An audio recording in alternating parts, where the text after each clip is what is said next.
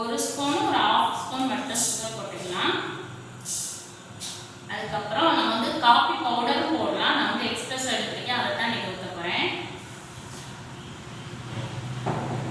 அதுக்கப்புறம் ஐஸ் கட்டி ஒரு 5 போதும்.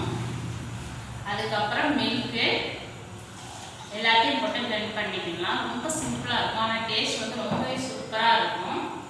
சாக்லேட் சிரப் ஊற்றிக்கலாம், ஏன்னா பார்க்கறதுக்கு ரொம்பவே அழகாக இருக்கும், அதுக்காக ஊற்றிக்குவோம்.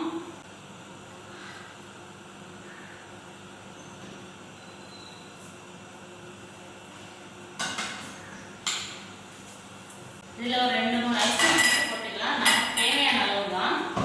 அதுக்கப்புறம் நம்ம வந்து பிளெண்ட் பண்ணி வச்சுக்கணும், அப்படியே ஊற்றிட வேண்டியதுனா ஊற்றிட்டு நம்ம அதுக்கு மேலே என்ன வேணாலும் பண்ணிக்கலாம். பட் நான் இன்றைக்கி வந்து எதுவுமே செய்யலை, இதுவே வந்து இதுக்கு ஃபுல்லாக நினைக்கிறேன்.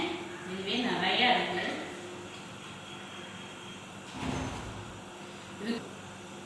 இதோட டேஸ்ட் உண்மையிலே வந்து ரொம்ப ரொம்ப சூப்பராக இருக்குங்க. நீங்களும் ஒரு டைம் ட்ரை பண்ணி பாருங்கள்.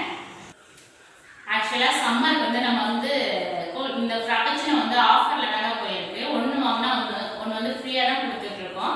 நீங்கள் கண்டிப்பாக வந்து விசிட் பண்ணிவிட்டு ட்ரை பண்ணி பாருங்கள். இது ரொம்பவே டேஸ்ட்டாக தான் இருக்கும்.